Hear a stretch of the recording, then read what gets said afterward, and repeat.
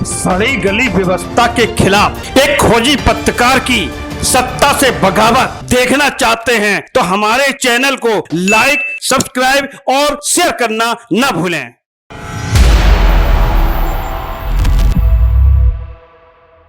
क्या अगर कोई कानून आपको पसंद नहीं होगा तो आप देश को जलाने की कोशिश करेंगे? क्या हर बात में हर मुद्दे पर हिंदू मुसलमान करना जरूरी है? जो कुछ नए वक्फ कानून को लेकर देश में हो रहा है उसे मैं बेहद दुर्भाग्यपूर्ण मानता हूँ।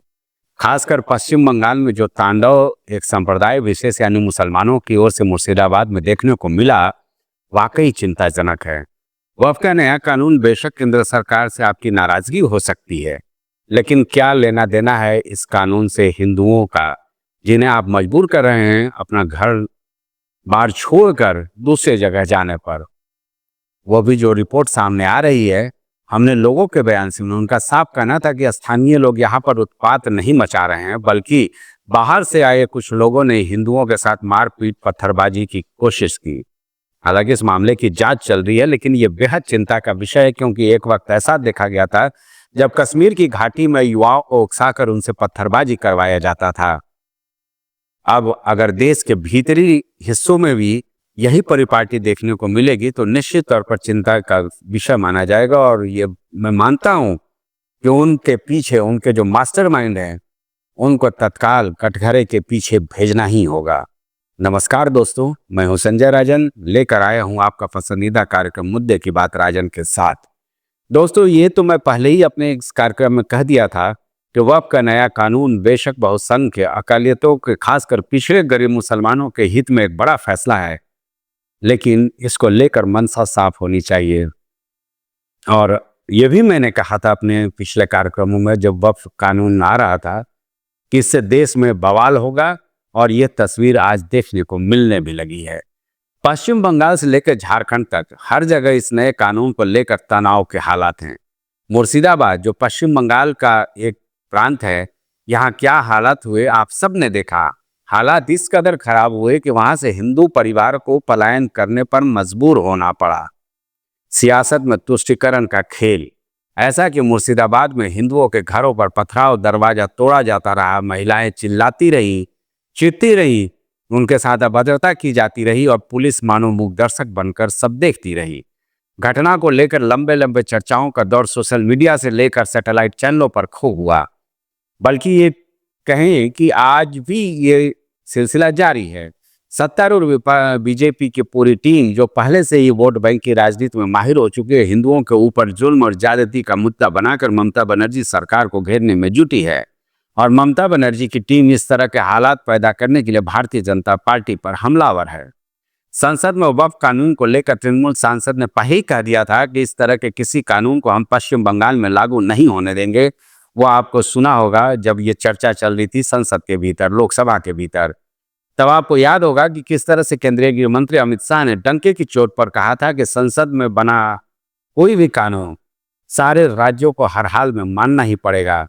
अमित भाई शाह ने तो यहाँ तक कह दिया था कि अगले विधानसभा चुनाव में जो पश्चिम बंगाल में 2026 में होना है, भारतीय जनता पार्टी ही सबसे बड़े सियासी दल के रूप में उभर कर सामने आएगी। ये तो बात रही बीजेपी के पूरे टीम की, लेकिन ममता बनर्जी को भी आपने सुना होगा मन से कि किस तरह से पूरे मामले को लेकर जमकर सियासत हुई। जब वक्फ कानून बन गया, मुख्यमंत्री ममता बनर्जी को हम सुन रहे थे कि एक मन से वह अकालियतों को इस बात का भरोसा दे रही थी कि आपकी वक्फ संपत्ति के साथ कोई छेड़छाड़ पश्चिम बंगाल में नहीं होने दी जाएगी। ममता ने अकालियतों के आंसू पोंछने के लिए यहाँ तक कहा कि नए वक्फ कानून से आपको यानी मुसलमानों को बहुत दुख हुआ होगा, लेकिन उनकी सरकार गारंटी देती है कि पश्चिम बंगाल में वक्फ कानून को किसी भी तरह से लागू नहीं होने दिया जाएगा। दरअसल इन आरोप प्रत्यारोपों के बीच दुखद मामला तब हो जाता है जब दो संप्रदाय आपस में इस सियासी कुचक्र में फंसकर एक दूसरे के खून के प्यासे हो जाते हैं और मुर्शिदाबाद जैसे हालात पैदा कर देते हैं।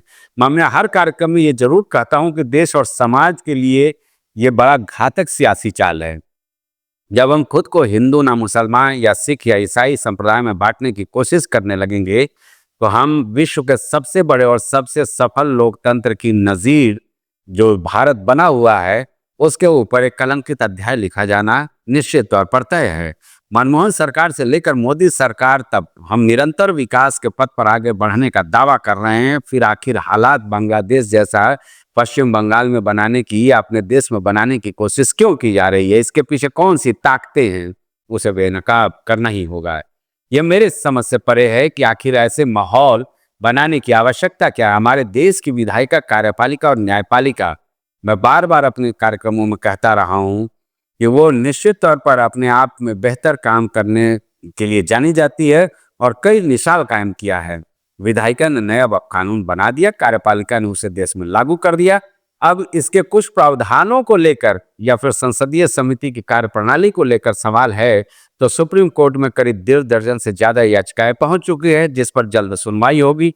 दंगा फसाद और आपसी भाईचारा कत्ल करने वालों को यह समझना होगा कि आप सियासी मोहरा बनकर खुद का नुकसान कर रहे हैं। अदालत मामले की सुनवाई करेगा, जो खामियां होंगी उस पर अदालत का आदेश निर्देश सरकारों तक पहुंच जाएगा। फिर आखिर इतना बवाल मचाने की आवश्यकता ही क्या है? आपस में एक दूसरे के खून खराबे के प्यासे होने की आवश्यकता क्या है? मैं ये केवल पश्चिम बंगाल के लिए ही नहीं कर रहा हूं, बल्कि अपने समस्त देशवासियों से ये कहना चाहता हूं कि ये प्रक्रिया है आपत्ति दर्ज करने का।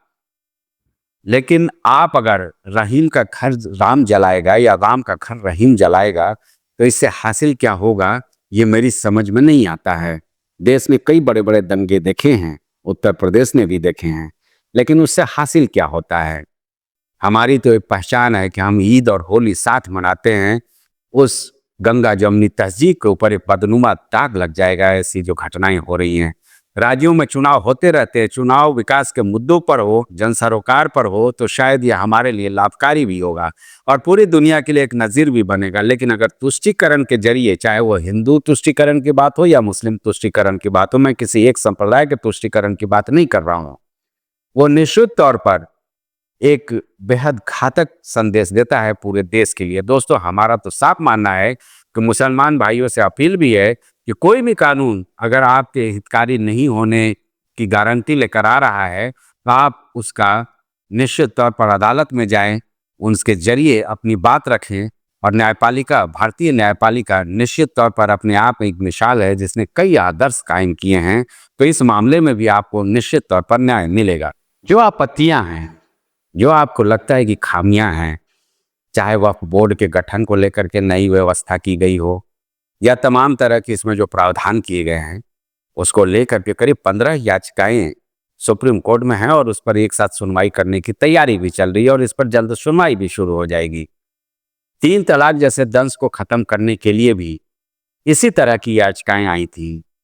चाहे वो मुस्लिम पर्सनल लॉ बोर्ड हो या तमाम अलग अलग तंजीमें हों, उनको ये समझना पड़ेगा कि क्या वाकई जिस वक्त संपत्ति को लेकर के वो एक दूसरे के खून के प्यासे बन रहे हैं और इस पूरे मामले को हिंदू मुसलमान रंग देने की कोशिश हो रही है। मैंने पहले भी कहा कि वक्फ कानून अपनी जगह है, केंद्र सरकार उसे लेकर के आई है, संसदीय समिति के जरिए एक प्रारूप तैयार किया गया जिसे संसद में पास किया गया, सारे सियासी दलों ने अपनी आपत्ति दर्ज कर दी। इसमें भला हिंदुओं का क्या लेना देना है? आप क्यों उनके घर पर आक्रमण कर रहे हो? कल को हिंदू एकजुट हो जाएंगे, वो आपके घर पर आक्रमण करेंगे, इससे हासिल क्या होगा? सिर्फ सांप्रदायिकता का माहौल बनेगा और बेजानों की जान जाएगी, बेगुनाहों की जान जाएगी। तो ये चिंता का विषय तो हो ही जाएगा। वक्फ के नए कानून में बेचारे उन हिंदुओं का क्या लेना देना, क्या योगदान है जिनको घर छोड़कर मुर्शिदाबाद से भागने पर मजबूर होना पड़ रहा है? हमें ये समझ में नहीं आता है ये किस दिशा में सियासत जा रही है। हम चाहे हिंदू हो या मुसलमान हो या सिख हो या फिर ईसाई हो, हम सबको ये समझना पड़ेगा कि हम सब पहले हिंदुस्तानी हैं और अपने मादरे वतन के दामन पर साजिश का दाग लगाने वालों को हम कभी सफल नहीं होने देंगे। हालांकि आपको लगता होगा कि ये क्या कुछ प्रवचन दे रहा है, लेकिन मेरा यह मानना है कि ये ऐसे संजीदे मामले हैं, ये ऐसे संवेदनशील मुद्दे हैं कि इस पर टीआरपी की लड़ाई नहीं होनी चाहिए। हम सिर्फ लड़ाई नहीं दिखाएं कि अमित शाह ने क्या कहा, मोदी जी ने क्या कहा, बीजेपी के तमाम प्रवक्ता क्या कुछ कह रहे हैं और उसका प्रतिकार जो है इंडिया ब्लॉक की ओर से क्या दिया जा रहा है, तृणमूल कांग्रेस के सांसद क्या कुछ कर रहे हैं, ममता बनर्जी के मंत्री क्या कर रहे हैं। इसमें दिलचस्पी हो सकती है, लेकिन कोई संदेश नहीं हो सकता है जिससे कि अमन चैन देश में कायम रह सके। इसलिए मैं टीआरपी की ओर में नहीं जाता हूं। जो हकीकत होती है वो कड़वा सत्य हो सकता है, लेकिन हकीकत तो यही है। मेरे एक सवाल का जवाब सिर्फ आप दे दीजिए कमेंट बॉक्स में जा करके। ये वक्फ कानून जो बनाया गया है उसमें मुर्शिदाबाद के उस हिंदू परिवारों का क्या लेना देना जिनका घर तोड़ा जा रहा है, बाहर से भाड़े के टट्टू मंगाए जा रहे हैं जो पत्थरबाजी कर रहे हैं, छोटे छोटे बच्चे हैं जिनको उकसाया जा रहा है इस तरह के आतंक फैलाने में। तो ये बेहद दुखद तो कहा ही जाएगा ना। इसको लेकर के कोई एक नहीं कहा जा सकता है कि मैं दिलचस्प वीडियो बना सकूं, बल्कि ये चिंता का विषय है और इस चिंता के विषय का निदान होना ही चाहिए। हमारा सिंपल ये कहना है, ऐसा नहीं है कि ऐसा नहीं हो रहा है। कई चीज़ें हैं। एक अवधारणा लेकर के मैं आपके सामने आ रहा हूं कि अगर वक्फ की जो रेलवे और डिफेंस से ज़्यादा ज़मीनें हैं उसके ऊपर बेहतरीन स्कूल बन जाए, सरकार की अगर मंशा बेहतर होगी तो वह ऐसा कर भी सकती है। वहाँ पर आपके लिए अस्पताल बन जाए, वहाँ पर गरीब तबके के जो मुस्लिम हैं, अक़लियत भाई बहन हैं, उनके लिए आशियाना बन जाए, तो हमें लगता है कि जिन लोगों ने ये वक्फ की है संपत्ति, उनके सपने भी साकार हो जाएंगे और उनकी सोच को भी एक उड़ान मिलेगी। ऐसा नहीं है कि ऐसा नहीं हो सकता है। उत्तर प्रदेश में मुख्यमंत्री योगी आदित्यनाथ ने एक बयान दिया था जिसको लेकर जमकर मजम्मत भी हुई थी। तमाम विपक्षी दलों ने उस पर हमला भी बोला था कि जो माफिया अतीक अहमद है उसके अवैध कब्जे वाले जमीन को खाली कराया जाएगा, मुख्तार अंसारी के जो अवैध कब्जे हैं उसको खाली कराया जाएगा, उस पर गरीबों का आशियाना होगा।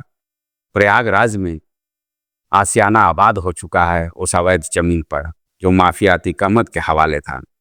लखनऊ में भी मुख्तार अंसारी के अवैध जमीन पर आशियाना बन रहा है, उसमें कहीं ना कहीं उन गरीबों का भला होगा। इसी तरह मेरा भी ये मानना है कि ये जो वक्फ संपत्तियां हैं इसका सदुपयोग किया जाएगा। कुछ चुनिंदा लोगों ने जिस तरह से वक्फ संपत्तियों को अपने कब्जे में कर रखा है, उसके मुनाफा उसका जो उससे जो मुनाफा हो रहा है या उससे जो आय हो रही है वो सीधे उनके जेब का हिस्सा बन रहा है और उन जरूरतमंदों तक ये नहीं पहुंच पा रहा है जिनके लिए वक्फ की गई हैं। तो ये चिंता का विषय हो सकता है। ये कानून बेहतर है, इसमें कोई दो राय नहीं। जैसे 3 तलाक एक बेहतर कानून था, उसी तरह हमें लगता है जो वक्फ का नया कानून भी बेहतर है। लेकिन ये समझना होगा कि सियासतदानों के चक्कर में आकर हम इसे सांप्रदायिक रंग न दें। हिंदू मुसलमानों का इससे कोई लेना देना नहीं है। मुस्लिम भाई अपनी बातें रखना चाहते हैं, अदालत में जाएं, अदालत में याचिकाएं तमाम तरह से आई हैं, उस पर जो भी आपत्तियां हैं उस पर अदालत सुनवाई करेगा, सुप्रीम फैसला आएगा। और हमें लगता है कि इस तरह के माहौल से हम अपने देश को बचाना होगा, हर हाल में बचाना होगा। अगर हमारा ये वीडियो आपको पसंद आया हो तो निश्चित तौर पर आप इसे अपने करीबियों को भी भेजें, जिससे उनमें भी ये जागरूकता आ सके और कम से कम 4-5 लोगों तक ये मैसेज तो पहुंचे आपके जरिए कि देश को हम न बंटने देंगे न झुकने देंगे। और इस तरह के कलंकित अध्याय जो मुर्शिदाबाद में देखने को मिल रहा है या देश के अलग अलग हिस्सों में जो उकसाया जा रहा है, दंगा फसाद के हालात पैदा किए जा रहे हैं, उसे हमें हर हाल में रोकना है। अगर कोई आपका सुझाव हो तो निश्चित तौर पर कमेंट बॉक्स में लिखें, क्योंकि बहुत सारे हमारे दोस्त अभी भी हमें व्हाट्सएप पर ही अपना कमेंट लिख देते हैं, सुझाव लिख देते हैं। अगर आप हमारे यूट्यूब चैनल के कमेंट बॉक्स में जाकर के लिखेंगे ये सुझाव तो शायद और लोग भी पढ़ सकेंगे। और दृष्टांत मीडिया को आप ज़्यादा से ज़्यादा सब्सक्राइब करेंगे तो हमें ताकत मिलेगी, क्योंकि मैं पहले भी कहता रहा हूँ कि दृष्टांत न्यूज एकमात्र ऐसा चैनल है जो न कभी डरता है न कभी झुकता है, और यह आपकी आवाज़ बनकर हर समय आपके साथ रहेगा। नमस्कार।